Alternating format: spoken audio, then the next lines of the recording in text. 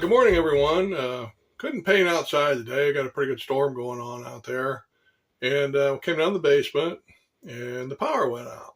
And the generator kicked on, but apparently it doesn't do this room here behind me. I've got a drop light there. What I'm going to be working on, though, is this sink in the basement.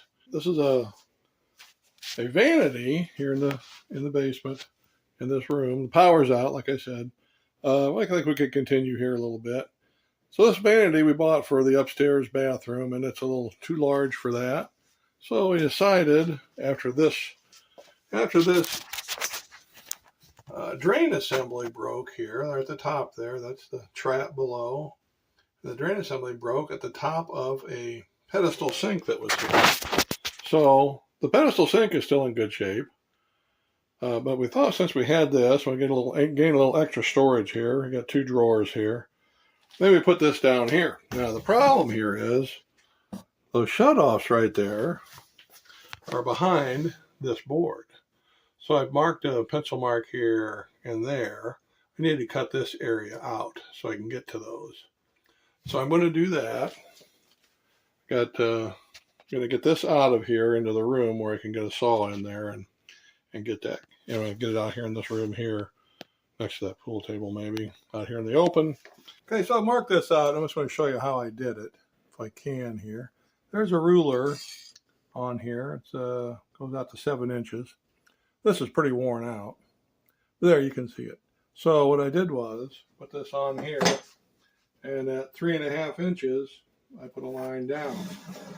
Came over here at 3.5 inches, put a line down. So you can barely see it, maybe.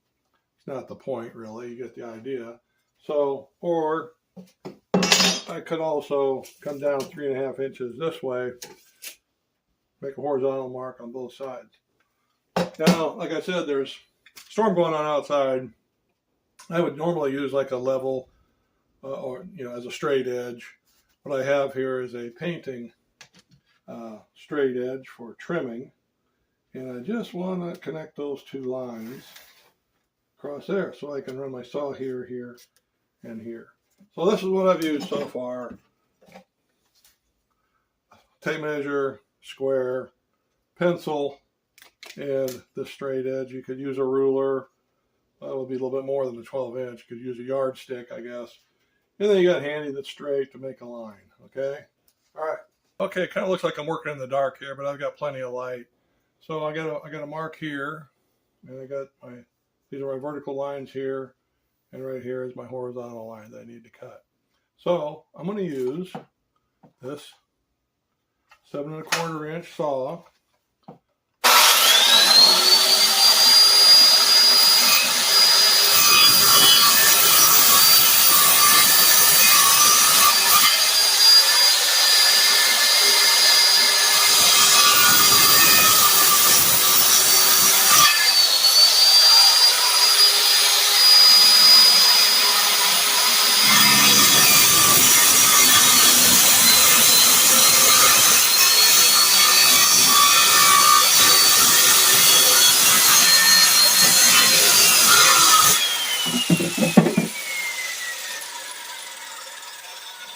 And as you can see, it does a really fine job. This is the back of the cabinet. It's splintered a little bit. I expected that. But it's got this place cut out, and I can now reach my shutoffs when I get this mounted to the wall. All right, and I've leaned it up here against the table, and that's why everything looks askew here a little bit. Just trying to get the shot, get this done for you. This is just a particle board. You can probably take a saw, a handsaw, and do that pretty easily. And you can also drill a hole here, and then cut across with a handsaw. Since I do have some electricity going on, if I got a generator, the generator's on when the power went out. So I use electricity when I can. Why not? I should address what you just saw me do. It's a little dark here, sorry. I did a plunge cut, and I moved the guard, thereby exposing the blade. This is unplugged now. I've never touched that thing when it's running, but as you can see, it's unplugged. I have that there in my hand. So to do a plunge cut, you got to get that guard out of your way. Make sure you face that sucker away from you, or it will just cut the heck out of you. So that's carbide tip blade. It would probably cut your hand off before you could stop it. So when you do something like that, just be very, very aware.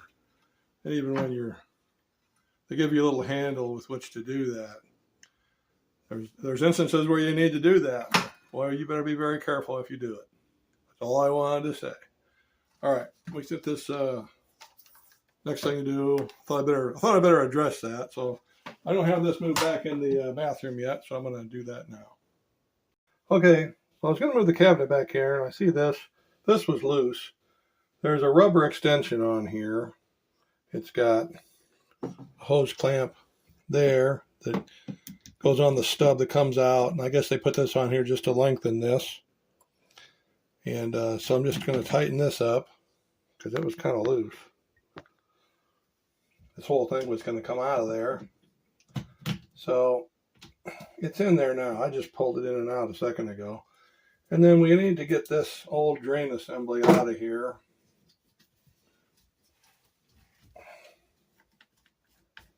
Just loosen that up. There should be a washer that goes through there. So this is what broke. And Mrs. Augie comes down and says, hey, I came upstairs and said, hey, there's water going all over when I run the sink downstairs. So this was not sealing any longer to the bottom of that old pedestal sink. So I got a new one of these. It's called a drain assembly. You can put that, mount that to the bottom of your sink. There's instructions how to do that. We'll go over that pretty soon here. I think the next thing I'll do, though, is get the cabinet on in here and get it attached to the wall. Okay, so I brought the cabinet into the spot here where we're going to mount it. And I noticed when I set it here, this trim that goes along the wall here goes over about this far. So I need to cut that off. And there's trim here that's going to be too short. So let me see if I can get you over there. See, that's already too short. That one's too long. So let me just take a mark back here. Nothing I can do about this short one. I get a new piece of trim. But I want to mark this. I've already determined that this is 5 7/8 inches from the wall there, and it's 5 7/8 inches from the cabinet, from this cabinet that you see here. There, you can see the cabinet here. This is kind of a box, wooden box that they've got over the up flush for the toilet, the soil pump for the toilet. So it's enclosed here next to this. That's what it looks like. I don't know why they built it up like that. It's usually flush with the floor, but that's what they did. So something we have to deal with. So I've got it measured this way. I've got it squared in here. Still got room there for my shut off. I don't really like it like that, but I'll be able to get my supply line on there, I think. So before I set the cabinet in, before I set the sink on, hopefully it'll work out that way. So anyway, I got a little, oh, that's nothing there. That's just a piece of, that is the little seam for the wallpaper that's on here. It's kind of coming loose. We'll just put a little glue behind that when the time comes. So anyway, got that marked. I can actually take my oscillating saw and go ahead. I don't even think I'll move the cabinet. I think I'll just cut it in place there. I think I can get, yeah, I can get that in there. All right.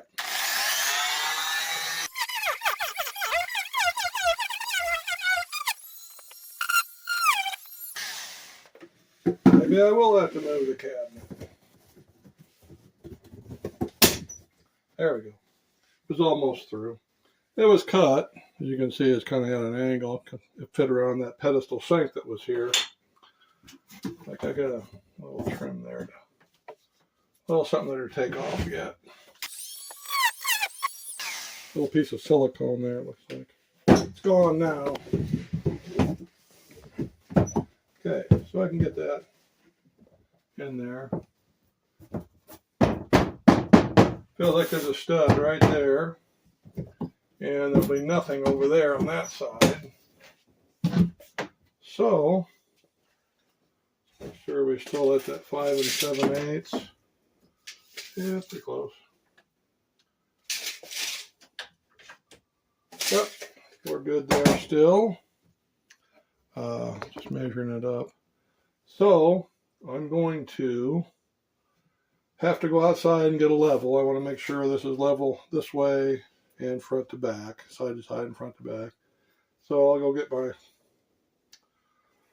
2-foot level. Will do it. I can put it here and here, and I can set it here and here. So I'll do that. Okay, I had the cabin in here, and I got it to fit up there. I had to cut that little piece of trim off. And I'm noticing I was pushing the cabinet back in, and I got a baseboard down here. I could take that whole piece of baseboard out, but then I would have a hard time getting a measurement or even getting it to nail back in there alongside a cabinet that would be sitting here, the vanity. You know, this isn't optimum. This is, you know, this is something we're just trying to retrofit here. So I'm going to take the oscillating saw again, and I'm going to cut that out. So it just adds to the list of tools that I'm having to use here. So it takes a lot to do this kind of thing. A plumber has to have a lot of tools and have to have a lot of knowledge to do what they do. And I'm not a plumber, but I do have some tools. So if I ever run into stuff that I can't do, I don't have any problem at all calling a plumber. But I think I can get through this, and I can show you how to do it. So let me get this cut out, and can't hardly get a tripod down here and my body and the saw. So I kind of showed you, you know, the oscillating saw. This kind of goes back and forth real fast, and it allows you to get in there and make a nice cut where you wouldn't be able to get a saw in otherwise. This was a great invention, by the way. Whoever did that. All right, I get this cut out, and then I'll come back. Okay, I've got the level. I keep that stuff in the garage. I got tools in the basement. I got tools in the garage. Sometimes I got to run around.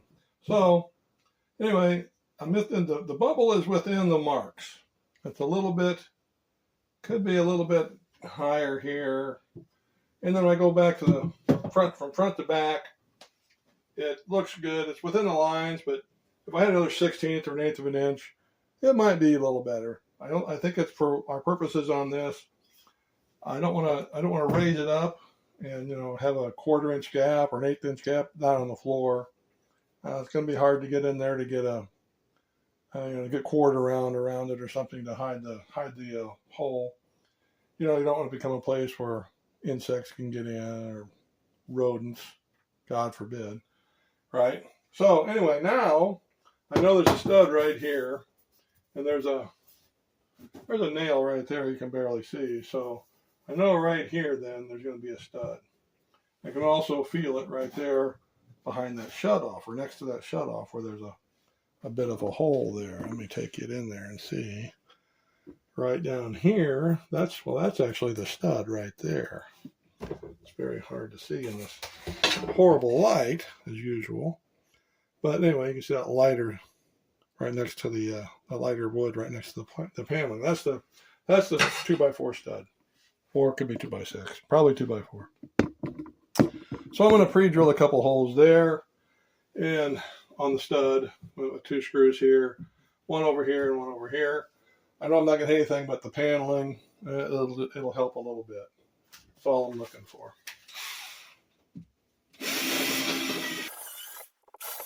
For these 2 holes, I'm going to use a 2-inch screw. I happen to have some screws left over from a deck job, so I can't get a good light on that. Anyhow, there it is. I've got my drill set up a little bit less than that. It's probably at 2.5. You can see it's at inch and a half ish. So I'm going to put a shorter screw on each side here. And these are Torx head bits, Torx head screws.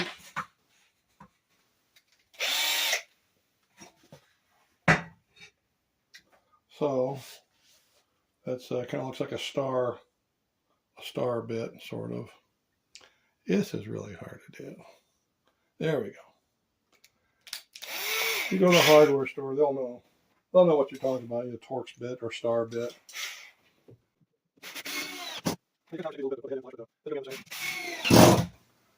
That'd be kind of overkill. And this is an inch and 5/8, or actually inch and quarters, I think is what these are. Just pull the paneling up. I don't know if you saw that when it went in tight. It kind of pulled both these kind of came in a little bit. So that's all I need to do there. I usually keep a Phillips bit in this gun. I'm just putting it back so I don't lose it. And then this little bit has a little holder right there in the back of the drill. So that's done. All right. All this so far just to get the cabinet in. So I think Augie is going to take a little break and get ready, maybe get the sink unpackaged and faucets. A lot of stuff has to happen next. So I think we're ready though. We do have water in that trap, so no sewer gases are going to come up in here. Keep water in the, if you have a smelly basement, sometimes you got floor drains, it might be dry. Put a quart of water in it just to rinse it through, and if it keeps coming back, you probably got a cracked floor drain if it's seeping out, because it shouldn't evaporate very fast. All right, our power's still out here, so generator's still running, but the rest of the house, or the rest of this room is kind of dark. Anyhow, let me get the rest of the stuff ready to go here. I think we're making pretty good progress. Starting to look like a bathroom again. Okay, so I went to get we got the faucet bought already, and I wasn't sure, but it says right there, the number 3 right there includes push pop-up drain. So you go inside here, and there is the new one of what caused all this problem to begin with. So this mounts to the top, into the sink, and of course there's the faucet itself, which I think thought I bought the new supply lines. I'll go check that next. I'm just getting everything together here and see what I'm going to need to finish this job up. All right, I just thought that was something you might need to know. If you always want to read the box that you're buying. I probably did when I bought it, but I kind of forgot about it. I was thinking I'd have to go get one of these today, but it's real nice. This wasn't too expensive. It was probably a $60 faucet. Okay, so I went to the Menards and got the supply lines, and since it didn't come with it, I went ahead and put the faucet on here. All it is those 2 black nuts right there. Just stick your faucet through the holes. In this case, it's got that center hole, but we won't be needing it. Usually that's used for the drain stopper. But what we've got on this came with the faucet there, is this, and it's a spring-loaded pop-up stopper. So what we're going to do is according to the instructions, it doesn't say anything about using any plumber's putty, so it does give us this washer here. So we insert this through here, and then we're going to come back on the back side and put these in this order. This goes on in that fashion, as you can see that it's tapered. And then this goes on, and then the nut goes on that. Okay, if I can do this one-handed here. This is the big rubber thing, and it goes on in this fashion. Okay, I don't know if you can see that. Body was probably in the way. Kind of shoved that up on there. It doesn't really thread on. You can just kind of push it. That goes on. And then the nut, which is going to snug that down and give us a good seal in the sink, we hope. And the directions say to hand tighten that. So we should be getting, this is a nice smooth surface here. Should be getting a good seal there. And of course that's a nice smooth seal up here in the sink. And as you can see, the pop-up does work. Get that a little bit tighter. Okay. And then it says to put the supply lines on. So these are pretty tight, these nuts. You gotta snug down. I read the directions on this stuff. It says to put a little silicone on the seal up here at the in the sink before you put the faucet down on there. Just a little silicone around the holes, so that you don't any water splash up there doesn't get in the sink. It's not going to come out from under there. There's a rubber seal under there. Kind of overkill to do that, but if they say to do it, you should do it. Okay, so I got two different lengths of supply line, 12-inch and a 20-inch. My cold line is really close to the shutoff. And I'm going to tighten this up. Got pliers here, a little overkill. I just didn't feel like running out to the garage and getting a crescent wrench. That should be on there. You don't want to, it doesn't have to be super tight. I mean, there's a rubber gasket there. I can't turn anymore by hand.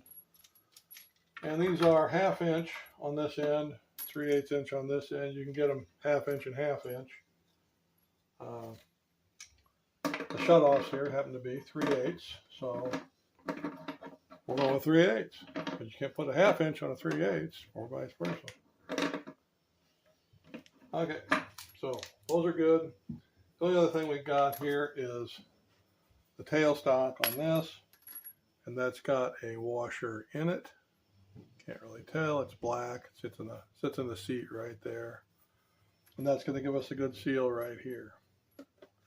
This is really much nicer than one of those lever-mounted pop-up drain things. You know, you got that little thing you pull up in the back of the spout here. Ooh. You know, you used to have these here. You got a little thing to pull up. This I like. That's a lot better. Of course, you got to reach in dirty water, I guess, to punch it up. Oh well, I like this better anyway. Red designates hot. It's on the left. There's a little red dot there. Little blue dot on this side for cold. Blue is cold, red is hot. Get it? Okay. All right.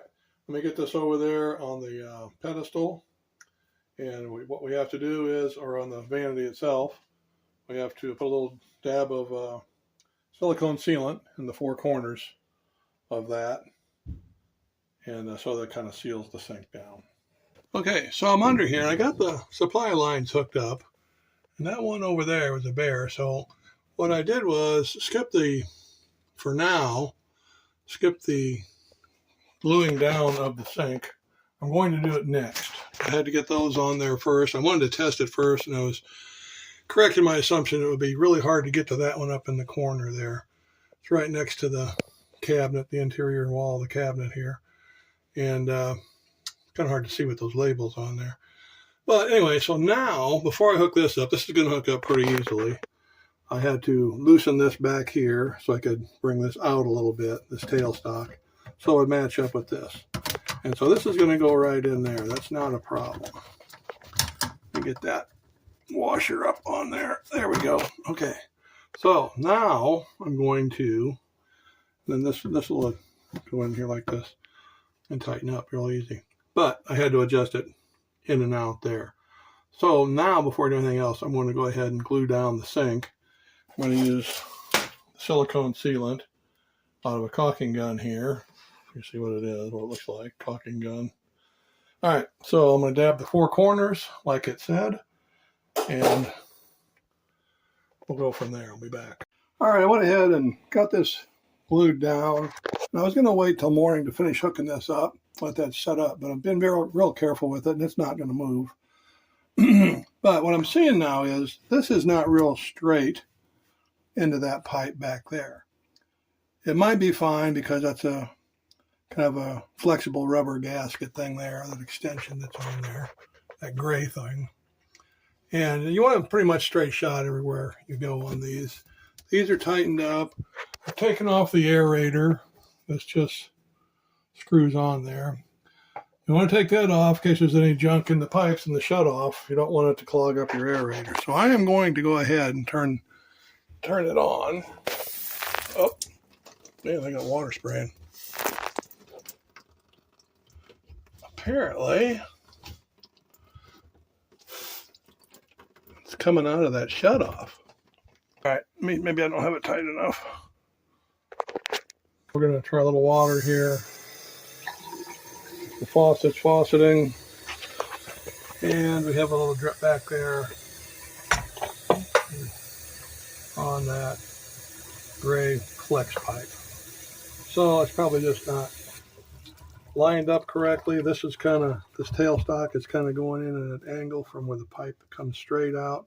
I need to shorten this, and so I need to take this apart. I just need to take the part right here, get this out. This will all move a little bit. It's not going to hurt anything. I'd rather not get the trap water everywhere. So, although it's fresh water. I do have a shorter tailstock. I might try that before I try cutting that one off. Either way, I need a shorter one. Oh gosh, it's hard to get up. So what I've got over here in my pile of extra stuff, I think I've got a shorter one here. So I think I've got that. That might be too short. So let me just go over here and take a look, and I'll take that off. And those thread on real easy. I'm just going to use the channel lock plier to open them up wide here. So I'm just going to hit that with the pliers a little bit just to loosen it. You can take it off pretty easily. This goes a little smaller and go up over like that. This has got a built-in flange here that seals in this seat here. You can tell it's kind of got a little angled lip on it. And where I need to be probably is back here about like that. So I need to cut about an inch. I'm going to try about an inch off of that and see what that does. First I got to get in here with a screwdriver and loosen that so I can pull this whole thing out. Okay, I did cut that much off of this, off the other end of this tailstock back here, the far end, because I didn't want to cut anything off of here, off the neck.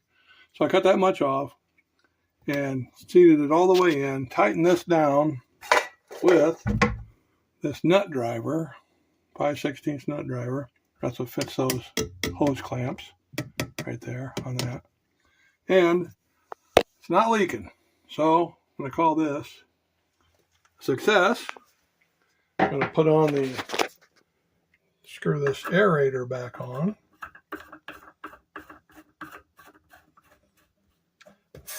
Make the water flow look pretty. Man, that does look nice. Geez, I did a good job. All right. No leaks. We've got a sink again. This is working out good. So all I have to do is put the drawer back in. I got it sitting out here. I had to take the drawer out to get to that, to tighten up the supply line. And looks like the handles are in the inside. Where are you at? That's not picking it up. Okay. The handles are here in a bag. Or actually, the handle is turned around backwards. So, I just have to take that screw loose. Right there. Take it around. Put the knob on the outside. And put the knob on the door, which is laying around here somewhere. Yeah, so we'll have a usable cabinet. And it's almost 4 o'clock. And as you know, quitting time is 2. So, I'm calling it a day. I did take a 2-hour break this morning, so I guess it's about even. Just want to let everybody know, at the end of this little faucet sink project here, these are all the tools I had to have to accomplish this project. These two are just, these papers here are the directions that came with the vanity and the sink. Extension cord though, the level, the drop light, the oscillating saw, circular saw, cordless gun, tape measure, caulking gun. That's a little package of just screws and stuff that I have that I needed to attach it to the wall. The framing square, a little square, speed square, the nut driver and the screwdriver. And then that basket of stuff there is just stuff that You know, you keep all the stuff extras that you buy sometimes or that you dismantle something. Keep all that separate. And I still have to come in here and finish putting the knobs on the doors and the drawers. So I hope you all have a blessed day, and don't complain too much when a plumber charges you what he charges you, because they have to have a lot of tools and a truck to carry them around in. See you next time. Y'all have a blessed day. Read the directions. Really helps when you do this kind of stuff. Read the directions. They have some handy tips on there on how to do things. Have a blessed day, and please subscribe if you haven't, and I'll see you next time. Bye now.